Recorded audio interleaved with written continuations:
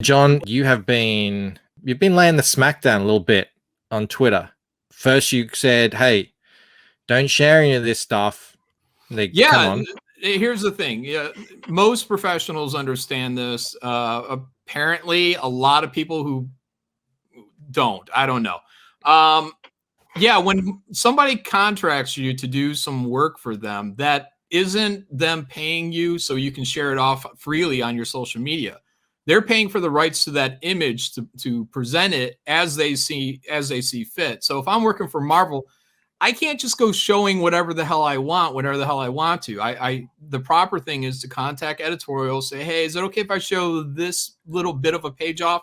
And what people do is they show the art. They take the entire thing that I've contracted for and they show it. And in my mind, this art is for the backers. Like I am buying this for backers. So that it's for their eyeballs first. It's not for the internet, and it's not for anyone's online portfolio. These things are contracted to go to the people who are paying the money that is paid to you, the freelancer, to do this piece. But that's not, more often than not, especially as I've reached out to more and more people about doing pinups and whatnot, and interior artwork. I've had a couple of people that, one guy habitual, even after being told to stop sharing my artwork, continues to share the artwork. He doesn't work for me anymore. And that's what happens. So I'm not interested in buying work that's already been hoarded out to the audience at large. This work is for backers. It's for people who buy the books. So I only show the bare minimum that I feel needs to be shown in order to keep people excited about getting the book. And that way, there are still great pieces on the inside of these books that you guys haven't already seen for 6 months before you get it. So, this is important. And again, this is, if you're a professional, I kind of expect that. And, you just have to think these things out. Why are people paying you for a piece of artwork? I'm not paying you so you can show everyone what you're doing and what you're working on. It's not a job for the next job. This is a job for this book, and you have responsibility to it. So yeah, that's one of the problems. And also, you were saying, hey, if you're going to be going into a book, if you want to get put into a book with a cover like this, which is a phenomenal piece by Kenneth Rocafort, you better be bringing your A game. Yeah, bringing the 100%. You said you're seeing some people are just maybe not doing their best work. And people look, as I've gone out and as I've been doing this since August, collecting things, and I've seen a pattern, and the pattern is apparently not everybody. There's really great people out there that work hard and put every last drop of their energy into the work. But over probably half the people I've contacted, they're all on holiday, meaning they've been given deadlines. They're waiting to the last minutes to even show me anything. It's sad. And then the deadlines go by while we're still working on corrections. So I put a tweet out the other day, and it's that if we as Comicsgate and independent comics, if we want to be competing or talking all our shit that we do about the mainstream industry, we need to be producing work that we have to work harder than they're working. And what I'm finding out is that as I go out and contract Comicsgaters primarily, other people are, I guess, Comicsgate friendly. I don't know if because Matt Weldon, I don't know if he's technically Comicsgate or not. But I go out, and Matt did a great piece too. Turned around like that, looks fantastic. I mean, that's pro stuff. But you just find out as you go through over these months that, people are, first of all, they want high rates. They negotiations go on, and if they hit their rate or they don't hit their rate, it doesn't seem to matter, because then they only turned in something that was worth less that rate to begin with. I'm looking for people that are putting their money where their mouth is, because I'm trying to put my money where my mouth. When I get hired, look, and these are fundamental differences in personality types. So when I was younger and I was trying to get into comics, I saw an opening. The first opening was this thing called Digital Webbing Presents, which we had to pay our own money to get our pages printed. So I paid I think it was like $70 a page for 5 pages to get printed in Digital Webbing Presents #1. And then that created Digital Webbing Presents, which went on to do so many series. Image Comics put up a thing on their website, a banner ad in their website back in like 2002. 2003-ish. And it said, hey, we're looking for an intern. And I lived in Michigan and they're in California. And I contacted that thing about the internship position. And they found out I lived in Michigan, so they didn't want me to come out. And I was like, oh, well, don't count me out. I'll be there on Monday. I hopped on a flight. I went out to California. I took that interview. I got that job, an unpaid internship for 3 months. And then they hired me in. I did all that. I never came back to Michigan. My wife stayed in Michigan for that 3-month period. She helped me out financially. My mom was out there or helped me out financially as well. Like that 3-month period sucked, but they all knew this is what I wanted to do for a living. I wasn't fucking around. I wasn't someone that was just saying that they were ready to do what needed to be done. Even my 10-year trek into getting into Marvel Comics was me persistently writing editors and showing them new work. I would work construction and build bridges all year long. When I would get laid off for the winter, I would lock myself in this office and I would draw. I would draw my ass off and I would keep sending more and more stuff to the editorial until eventually, after about 10 years of sending things to Tom Brevoort, he broke. And then he asked me to do a pinup for him of Thunderbolts. And I did 2. Because he did this over Christmas break. And I did 2 pinups for him. Turned them both in. Marvel bought both of those pinups from me. And then they gave me the job on Thunderbolts. That's how bad somebody like me wants something. Mm-hmm. So when I am telling people to do more, work your ass off on these. Don't just do some phoned in girl standing in water image. You have to do the best fucking pinup of your life. I don't care if you don't think your pay is equivalent to that. It doesn't matter, because you know what John MALIN would have done? If I was not in the position I am in right now, and if I was just sitting out there and I'm like, I want to get noticed. I want to do whatever I can to lay my stamp in this book, to where when this book goes out to backers, no matter what people think of anybody else involved with this book, my page is going to stand the fuck out. And maybe that opens job opportunities for me, because people are going to see how hard I worked on this. And I don't find that. I rarely find that. Some people broker for, look at his piece. Home fucking run. Charlie Snogans, the piece I've showed of his. Everybody wants top dollar. And then when you give them that top dollar, you find out they've only put in half of the work that they would have done, even at lesser rate. It's very disappointing. I've offered people things at a certain dollar amount, and instead of negotiating a price with me, they just act like they're butthurt that I dared to offer them something that they consider low. Instead of a negotiation, it's weird attitudes. If somebody offered me something and I felt their price was low, instead of throwing it back at them, I say, thank you for the offer. I would be willing to do it for X amount. If we can meet there, I'd be happy to do it. That's how you negotiate. You don't say, how dare you offend my sensibilities?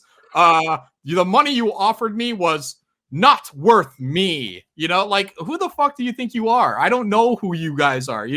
These are job offers. And here's what you do when you get a low rate, okay? Or something you consider to be a low rate. You draw it, you color it as if it was a high rate. Why? Because the next time that person comes along, they might offer you more. They might just offer you more. It's a shocking idea, but the more people I come in contact with, that as I go out approaching people about doing work on here, the more I get these attitudes of, I need top dollar first. Like, I don't know who you are right now. you do it at this rate, or we negotiate a rate to where we can work in and find a happy spot in there. And then we move forward from that. Impress me.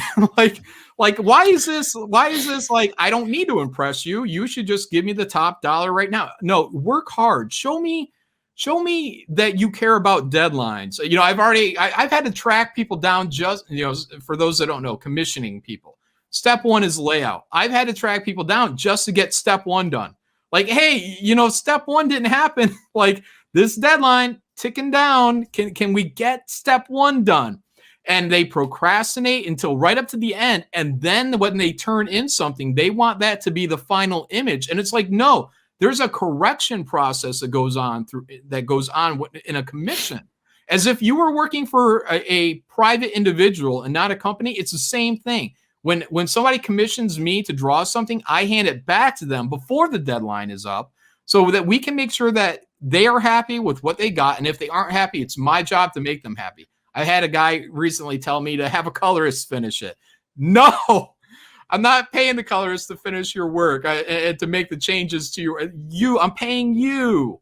I don't know if it's entitlement. I don't know if it's just laziness.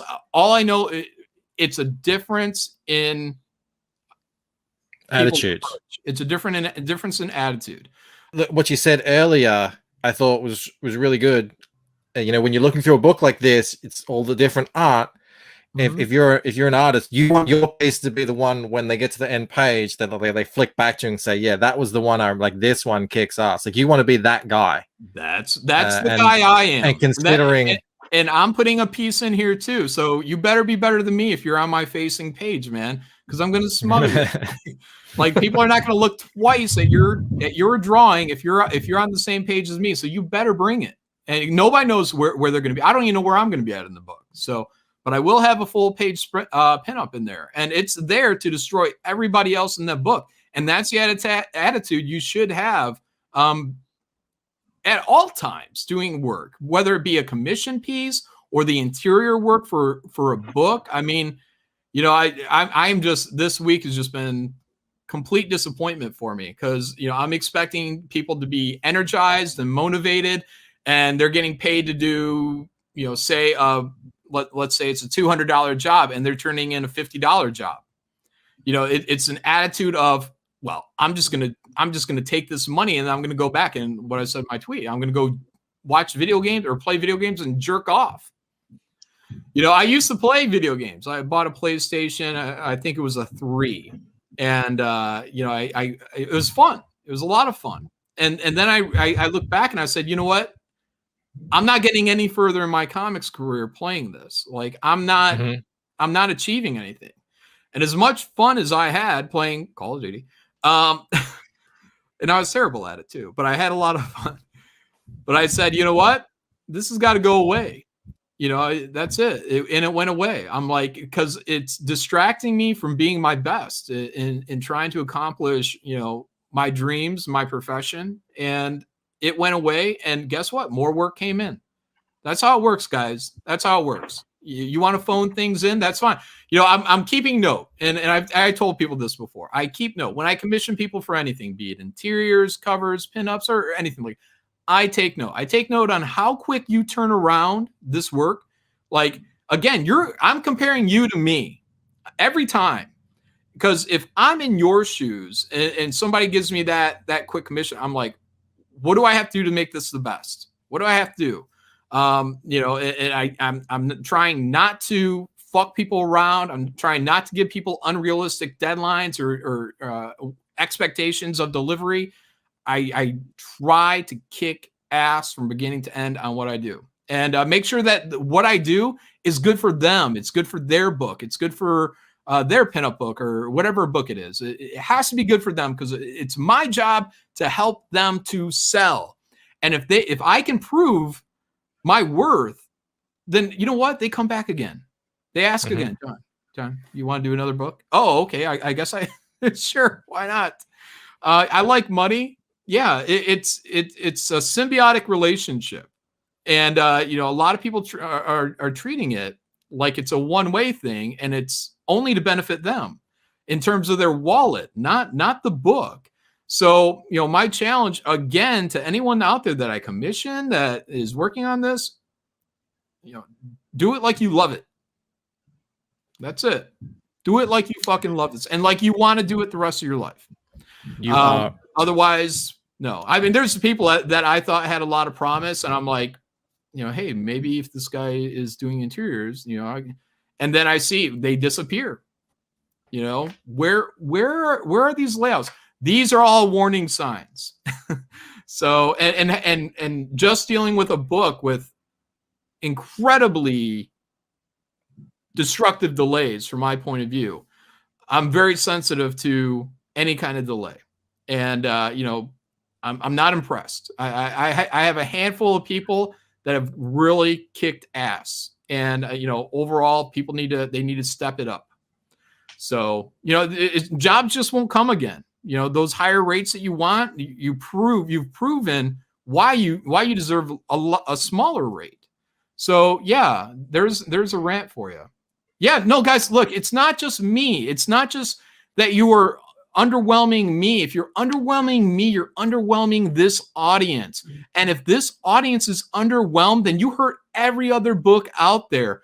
And again, if we are saying we're better than Marvel, then we better fucking show it. You better fucking get a fire under your ass and show it.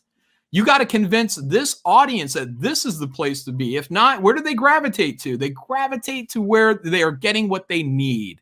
If they need that great fucking art, then it's our job to provide that. If not, then it's our problem that this audience goes somewhere else, be it further into the independent market, back to Marvel, DC Comics. This is a war. And if you're not here to fucking fight, then just get the fuck out. Just get the fuck out. Go to the independent market. Good fucking luck to you. Bye-bye. You know, be broke over there. Here in Comicsgate, there are opportunities. Act like you want these opportunities. Rob wants Rob wants to know the goss. He says, what does John do when they phone it in? Like, he says, does he tell them to their face, or does he just like say, okay, we're done? I tell them more. I tell them more. Yeah, by the sounds of it, we just had the most epic rant that we've had on this show in a while. I fully expect, because of all the commissions I've had to do, I fully expect people to be having attitudes against me, coming up against me. They're going to say, John's a dick.